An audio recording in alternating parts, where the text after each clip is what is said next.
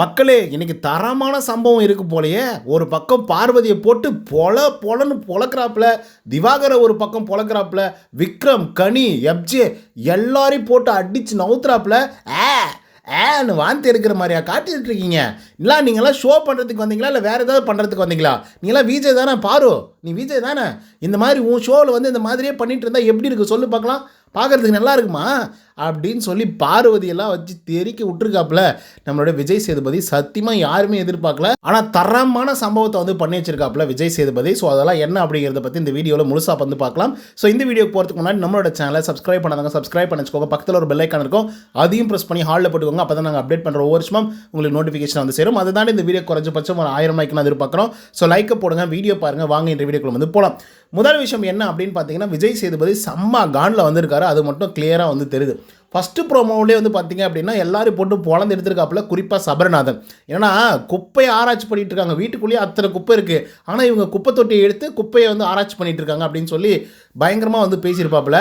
So அதிலே தெரிஞ்சிருச்சு இன்றைக்கி ஃபயர் மோடில் தான் வரப்போகிறார் விஜய் சேதுபதி அப்படின்னு சொல்லி.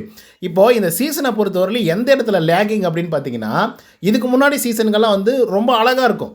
அதாவது அவங்களுக்கான இன்ட்டு கொடுப்பாங்க, இந்தந்த கேமை இப்படி விளையாடுங்க, நீங்கள் இந்த மாதிரி விளையாடிட்டு இருக்கீங்க, அடுத்து வரும் காலங்களில் இப்படிலாம் விளையாடுங்க அப்படின்ற மாதிரி வந்து இதுக்கு முன்னாடி சீசன்களில் விஜய் சேதுபதி சொல்லுவாப்பில்.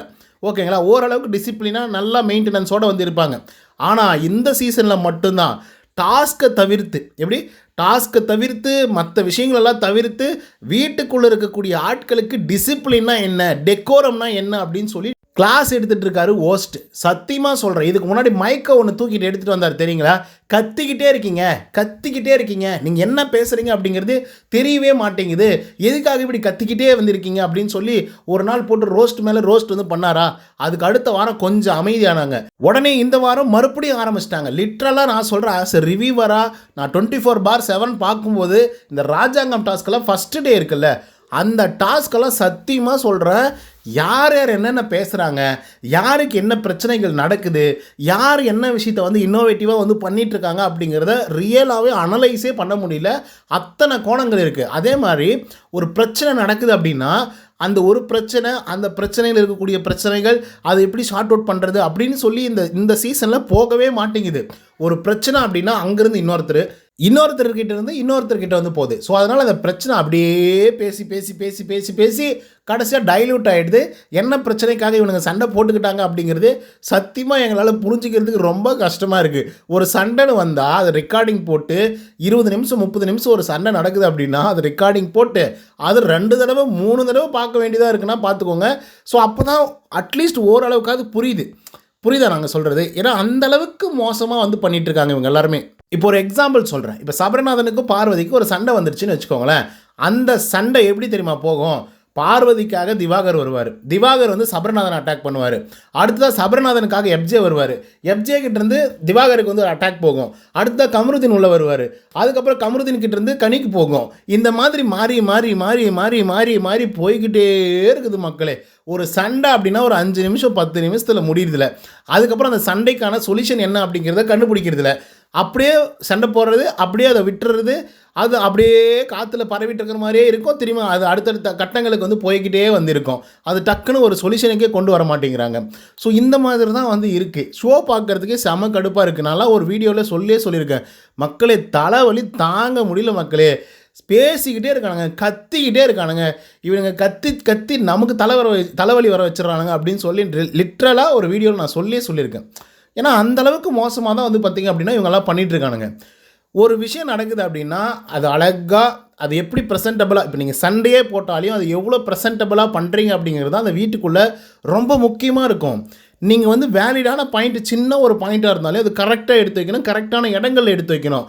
நீங்கள் கத்திக்கிட்டே இருந்தீங்க அப்படின்னா அந்த வேலிடான பாயிண்ட்டு கூட வந்து மறைஞ்சு தான் போகும். இதுக்கு பிக் பாஸ் அவர்களே வந்து செருப்படி ஒன்று கொடுத்துருப்பாப்புல. ஒட்டுமொத்த ஹவுஸ்மேட்ஸையும் கூப்பிட்டு செகண்டு நீங்கள் எல்லாம் கத்திக்கிட்டே தான் வந்து இருக்கீங்க, இப்போ நான் வந்து இறங்கி ஆடுறேன் பாருங்கள் ஆட்டத்தை அப்படின்னு சொல்லி அவரே இறங்கி வந்து ஒரு ஆட்டத்தை ஆடினார். எப்ஜேவெல்லாம் எழுப்பி நிப்பாட்டி, எப்ஜே நீங்கள் பீட் பாக்ஸ் சூப்பராக பண்ணுறீங்க, ஆனால் நீங்கள் அதை விட அதிகமாக கத்துறது மட்டும் தான் காதில் கேட்குதே தவிர நீங்கள் பீட் பாக்ஸ் பண்ணுறது வந்து கேட்கல. இப்போ மக்கள் வந்து கத்துறதை பார்ப்பாங்களா, இல்லை பீட் பாக்ஸ் பண்ணுறதை பார்ப்பாங்களா, இல்லை நீங்கள் கத்துறதை ஞாபகம் வச்சுப்பாங்களா, இல்லை பீட் பாக்ஸ் பண்ணுறதை ஞாபகம் வச்சுப்பாங்களா அப்படின்னு சொல்லி செருப்படி கொடுத்துருப்பாப்புல எப்ஜேவுக்கு அப்போவே. அதுக்கு தான் பிரஜன் அவர்கள் வந்து ஒரு ஒரு முக்கியமான ஒரு விஷயத்தை வந்து சொல்லுவாப்புல. சார் நான் இந்த ராஜாங்கத்திலேருந்து அந்த ராஜாங்கத்துக்கு போய் அங்கேருந்து பொருட்களை வந்து திருடி எடுத்துகிட்டு வந்துட்டேன் சார் அப்படின்ற வந்து சொல்கிறாப்புல. அந்த மாதிரி பண்ணலாமா சார் அப்படின்னு சொல்லி கேட்குறாரு பிக் பாஸ் கிட்ட. பிக் பாஸ் என்ன தெரியுமா கலாய்ச்சாப்புல, அப்படியா பிரஜன், அப்படி ஒரு விஷயம் நடந்ததா பிரஜன், நாங்கள்லாம் பார்க்கலையே பிரஜன், மக்கள் யாருமே பார்க்கலையே பிரஜன் அப்படின்றாங்க. இது உங்களுடைய தப்பு கிடையாது.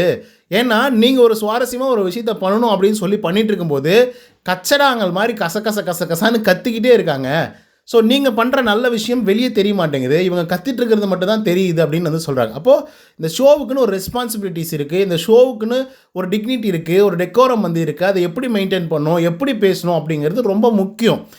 எல்லாருமே ஆன் டைமில் அடிக்கிறாங்கங்க. நிஜமாகவே இதுக்கு முன்னாடி சீசன்களில் 3 வாரம் 4 வாரம் 5 வாரம் திட்டுன்னு திட்டுவாங்க. ஏதாவது பண்ணி தொலைங்கடா, பண்ணுங்கடா அப்படின்னு சொல்லி திட்டுவாங்க. இந்த சீசனில் பண்ணுறாங்க, நான் இல்லைன்னு சொல்ல. ஆனால் ரொம்ப ஓவராக பண்ணுறாங்க, ரொம்ப எக்ஸ்ட்ராவாக பண்ணுறாங்க. அதுதான் எங்கள் பெரிய பிரச்சனையாக வந்திருக்கு. ஒரு சின்ன விஷயம் சொல்லிட்டா கூட அதுக்கு ரொம்ப ஓவராக ரியாக்ஷன்ஸ் வந்து கொடுக்குறாங்க, ரொம்ப ரொம்ப ஹைப்பாகி வந்து பேசுகிறாங்க. இவங்கெல்லாம் மென்டல் ஹாஸ்பிட்டல்லேருந்து வந்தாங்களா என்னமான்னு தெரில. ஒரு சாதாரணமான ஒரு விஷயத்த சொன்னால் கூட அது எப்படின்னு நீ சொல்லிடலாம், அது எப்படி நீ இது பண்ணிடலாம், அது எப்படி அதை பண்ணலாம் அப்படின்னு சொல்லி நோண்டிக்கிட்டே வந்திருப்பாங்க. அந்த நோண்டுறதாவது நிதானமாக நோண்டுறாங்களா அப்படின்னா அதுவும் கிடையாது. ஏன்னா கற்றணும். ஓகே, ஸோ இந்த மாதிரி தான் வந்து பார்த்திங்கன்னா ஹவுஸ்மேட்ஸ் எல்லாம் பண்ணிட்டுருக்காங்க. பட் இதுக்கு தக்க செருப்படி வந்து பார்த்திங்க அப்படின்னா விஜய் சேதுபதி அவர்கள் வந்து இன்றைக்கி வந்து கொடுத்துருக்காரு அப்படின்றது மட்டும் தெரியுது ப்ரோமோ 2 பார்க்கும்போது. ஏன்னா விஜய் பார்வதியில் லிட்ரலாக பிடிச்சி கிளின்னு கிளிக்கிறாப்புல. விக்ரம் வந்து காமெடியன், அவனை விடுங்க. திவாகருக்கு ஒரு வெங்காயம் தெரியாது, அவனை விடுங்க. கனி அவங்கள விடுங்க, ஓகேங்களா. விஜய் பார்வதி நீ வந்து ஒரு ஹோஸ்ட் பண்ணுற, ஓகேவா, நீ வந்து விஜய் பண்ணுறன்னு வச்சுக்கோங்க. ஏன்னா விஜய் சேதுபதி அவரோட ஃபீலிங்ஸை சொல்லிட்டு இருக்காரு, இன்னர் ஃபீலிங்ஸை சொல்லிட்டு இருக்காரு. என்ன மாதிரி நீ வந்து விஜய் பண்ணுற அப்படின்னு வச்சுக்கோமே, அந்த இடத்துல வந்து ஆக்னு சொல்லி வாந்தி எடுக்கிற மாதிரி ஒரு விஷயத்த பண்ணிட்டு இருந்தா அந்த ஷோ நல்லா இருக்குமா நீ சொல்லலாம். நீயே பண்ணுறப்ப அந்த ஷோ நல்லா இருக்குமா அப்படின்னு சொல்லி விஜய் சேதுபதி வந்து விஜய் பார்வதி கிட்டே கேட்குறாங்க. அப்போ விஜய் பார்வதி என்ன ரியாக்ஷன்ஸ் கொடுப்பாங்க?